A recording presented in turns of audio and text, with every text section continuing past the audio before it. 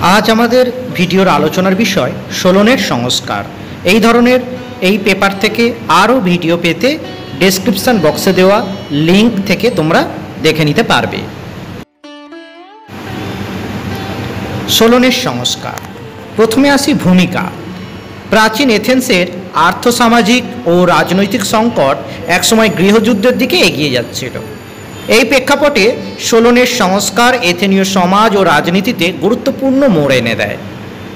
সোলনের উদ্যোগ এথেন্সের গণতন্ত্র বিকাশের এক গুরুত্বপূর্ণ ধাপ হিসাবে চিহ্নিত হয়। পরের পয়েন্ট, এথেন্সের আর্থসামাজিক প্রেক্ষাপট। প্রাচীন গ্রিক পলিসগুলির মধ্যে এথেন্স নামকরণ হয়েছিল দেবী অ্যাথেনার নাম থেকে। দক্ষিণ পূর্ব গ্রিসের অ্যাটিকা অঞ্চলে ছিল এথেন্স। অ্যাটিকায় এথেন্স ছিল সবচেয়ে গুরুত্বপূর্ণ নগররাষ্ট্র। যদিও বাণিজ্যিক ও সামরিক ক্ষেত্রে এথেন্স অন্ধকার যুগে করিন্থ ও স্পার্টার তুলনায় অনেকটাই পিছিয়ে ছিল। এথেন্সের অর্থনীতি ছিল পুরোপুরি কৃষিভিত্তিক এবং সেখানে একটা প্রভাবশালী ভূস্বামী অভিজাততন্ত্র গড়ে ওঠে। সরকারি ক্ষমতা অপব্যবহার করে অভিজাত ভূস্বামীরা উর্বর কৃষি জমির উপর একচাটিয়া মালিকানা অর্জন করে এবং কৃষকদের জমি থেকে উৎখাত করে। অপসৃত কৃষকরা প্রান্তিক এলাকায় বসতি স্থাপন করে অভিজাতদের জমিতে চাষবাস করতে শুরু করে। অর্থনৈতিক বৈষম্য তীব্র আর্থিক সংকটের জন্ম দেয়। দরিদ্রক্লিষ্ট সাধারণ চাষিরা মহাজনদের কাছ থেকে চড়া সুদে ঋণ নিতে বাধ্য হতো। অনেকেই ঋণ পরিশোধ করতে ব্যর্থ হয়ে দাসে পরিণত হতো। কৃষকদের অবস্থার ক্রমাবনতি ও তাদের অসহনীয় দারিদ্র সামাজিক উত্তেজনার জন্ম দিয়েছিল। পরের পয়েন্ট, ড্রাকনের কঠোর আইন।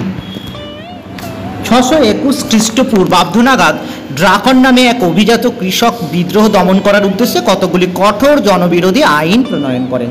কিন্তু জনবিরোধী কঠোর আইন বলবৎ করেও সামাজিক উত্তেজনা হ্রাস করা সম্ভব হয়নি। এথেন্সে গৃহযুদ্ধ অনিবার্য হয়ে ওঠে। তখন বাধ্য হয়ে এথেনীয় অভিজাততন্ত্র সংস্কার সাধনের পথে অগ্রসর হয়। পরের পয়েন্ট, সোলনের ক্ষমতার আরোহণ। এই প্রেক্ষাপটে 594 খ্রিস্টপূর্বাব্দে সোলনকে 1 বছরের জন্য পূর্ণ ক্ষমতা দিয়ে আর্কন পদে নিযুক্ত করা হয়। সামাজিক সংঘাত ও হিংসা প্রশমনের দায়িত্ব তার উপর অর্পিত হয়। পরিস্থিতি সামাল দেওয়ার জন্য তার হাতে আইন প্রণয়নের বিশেষ ক্ষমতা দেওয়া হয়। সোলনের কর্তব্য ছিল পরস্পর বিরোধী শ্রেণী স্বার্থের মধ্যে সমন্বয় সাধন। সোলন ছিলেন উদার দৃষ্টিভঙ্গি সম্পন্ন। সে যুগের আর 5 জন শিক্ষিত মানুষের মতো সোলনও ছিলেন একজন কবি।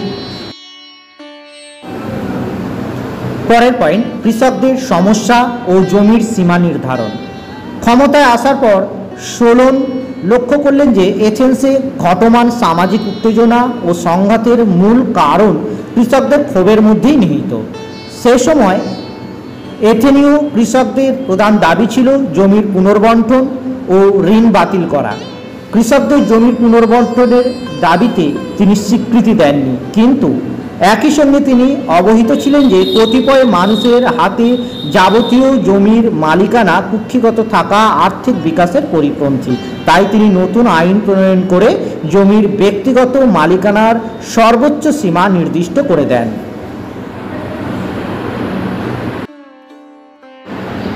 পরের পয়েন্ট, অর্থনৈতিক সংস্কার। এতদিন এথেন্সের নিজস্ব মুদ্রা ছিল না। এথেন্সবাসী ইজিয়ান মুদ্রা ব্যবহার করত। সোলন এথেনীয় মুদ্রা প্রবর্তন করেন। তাছাড়া কৃষির সঙ্গে শিল্পের বিকাশ ঘটানোর বিশেষ সচেতন ছিলেন তিনি। তবে সোলনের অর্থনৈতিক সংস্কারের মধ্যে সবচেয়ে উল্লেখযোগ্য ছিল ভারমোচন বা সেইসাকথিয়া। এর অর্থ ছিল দরিদ্র শ্রেণীকে চরম দুর্গতি থেকে রক্ষা করার জন্য তিনি তাদের ঋণজনিত দাসত্ব থেকে মুক্তি দেন। পরের পয়েন্ট, রাজনৈতিক সংস্কার। সোলনের রাজনৈতিক সংস্কারও ছিল তাৎপর্যপূর্ণ। রাজনৈতিক প্রক্রিয়ায় নাগরিকদের বৃহত্তর অংশগ্রহণের বিষয়টি সুনিশ্চিত করতে চেয়েছিলেন তিনি। সোলনের আগে শাসনতন্ত্র পরিচালনার ক্ষেত্রে প্রবীণদের পরিষদ বা অ্যারিওপেগাস গুরুত্বপূর্ণ ভূমিকা পালন করত। আর ছিল গণপরিষদ বা এক্লেসিয়া। এখানে সাধারণ নাগরিক অংশগ্রহণ করতে পারতেন এবং ভোট দিতেন। এই গণপরিষদ আর্কনদের নির্বাচিত করত। গ্রিসে রাজতন্ত্রের যুগে প্রবীণদের পরিষদ বা অ্যারিওপেগাস প্রশাসনিক ক্ষেত্রে উপদেষ্টার কাজ করত। রাজতন্ত্রের পতনের পর এক বিশেষ শাসক গোষ্ঠী ক্ষমতায় আসীন হয়। এরা ছিল অভিজাত শ্রেণীর মানুষ। এরা কতকগুলি ক্ষুদ্র কমিটি গঠন করে যাবতীয় রাজনৈতিক ক্ষমতা কুক্ষিগত করে। কিন্তু সোলন রাজনৈতিক প্রক্রিয়ায় মানুষের বৃহত্তর অংশগ্রহণ সুনিশ্চিত করতে চেয়েছিলেন। তিনি 400 সদস্য বিশিষ্ট বউল নামে একটি পরিষদ গঠন করেন। বউলের উপর প্রধান রাজনৈতিক ক্ষমতাগুলি ন্যস্ত করা হয়। পুরনো পরিষদের ক্ষমতা অনেকটাই খর্ব করা হয়। সোলনের উদ্দেশ্য ছিল অনভিজাত গোষ্ঠীগুলিকে রাজনৈতিক প্রক্রিয়ায় সামিল করা।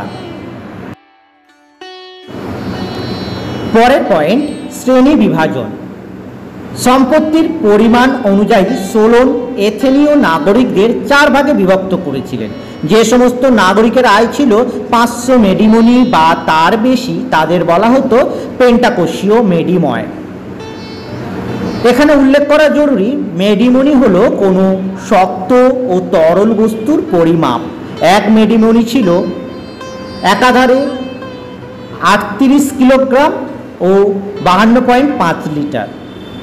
যাদের আয় ছিল 300 থেকে 500 মেডিমনির সমপরিমাণ মূল্যের তাদের বলা হতো হিপ্লিয়েস বা অশ্বারোহী।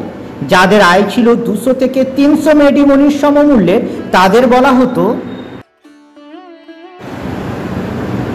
জিউগিটাই। এরা ছিলেন ছোট ও মাঝারি চাষি। আর যারা 200 মেডিমনির সমমূল্যের চেয়ে কম আয় করতেন তাদের বলা হতো থেটিস। থেটিসরা ছিলেন শ্রমজীবী। সোলনের শাসনকালে অর্ধেকের বেশি মানুষ ছিলেন থেটিস শ্রেণীভুক্ত। দরিদ্র কৃষক, কারিগর, ভূমিহীন নাগরিকদের নিয়ে থেটিস শ্রেণী গড়ে উঠেছিল। তারা গণসভার সদস্য হতে পারত, কিন্তু তাদের ভোটদানের অধিকার ছিল না। আইনি সংস্কার। সোলনের আইনি সংস্কারও ছিল তাৎপর্যপূর্ণ। তিনি হেলাইয়া নামে একটি গণ আদালত গঠন করেন। সোলনের আইনি সংস্কারের প্রধান উদ্দেশ্য ছিল আইনের চোখে সকলের সমানাধিকারকে স্বীকৃতি দান। তাছাড়া বিচারের অসন্তুষ্ট ব্যক্তিকে উচ্চতর আদালতে আপিল করার ব্যবস্থা করেন সোলন। তিনি বেশ কিছু আদালত গঠন করেছিলেন এবং বিভিন্ন শ্রেণী থেকে বিচারক নিয়োগ করা হয়েছিল। বিচার ব্যবস্থায় অভিজাত শ্রেণীর আধিপত্যের অবসান ঘটান সোলন, কিন্তু আর্থিক ক্ষেত্রে অভিজাতদের আধিপত্যের অবসান তিনি ঘটাতে চাননি। পরের পয়েন্ট, সোলনের সংস্কারের সীমাবদ্ধতা। সোলনের সংস্কার সাময়িকভাবে সামাজিক উত্তেজনার প্রশমন ঘটায়, কিন্তু সমস্যার স্থায়ী সমাধানে তিনি করতে ব্যর্থ হয়েছিলেন। কৃষকদের প্রধান দাবি ছিল কৃষি জমির পুনর্বণ্টন, কিন্তু সোলন এই দাবি পূরণ করেনি। ফলে কিছু দিনের মধ্যেই অভিজাত ও দরিদ্র চাষিদের মধ্যে শ্রেণী সংঘাত তীব্র রূপ নেয় এবং সামাজিক উত্তেজনা মাথাচাড়া দেয়। পরের পয়েন্ট এবং শেষ পয়েন্ট হলো উপসংহার। সোলনের সংস্কার এথেন্সের সমাজ ও রাজনৈতিক জীবনে এক গুরুত্বপূর্ণ অধ্যায়। তার সংস্কার প্রাথমিকভাবে গণতান্ত্রিক চর্চার ভিত্তি স্থাপন করেছিল, যদিও আর্থসামাজিক বৈষম্যের স্থায়ী সমাধান করতে তিনি পারেননি। সোলনের প্রয়াস ভবিষ্যতে এথেনীয়দের গণতন্ত্রের জন্য এক গুরুত্বপূর্ণ পদক্ষেপ হিসাবে বিবেচিত হয়। অসংখ্য ধন্যবাদ। সবশেষে আমার চ্যানেলটি সাবস্ক্রাইব করার একটি ছোট্ট অনুরোধ থাকলো।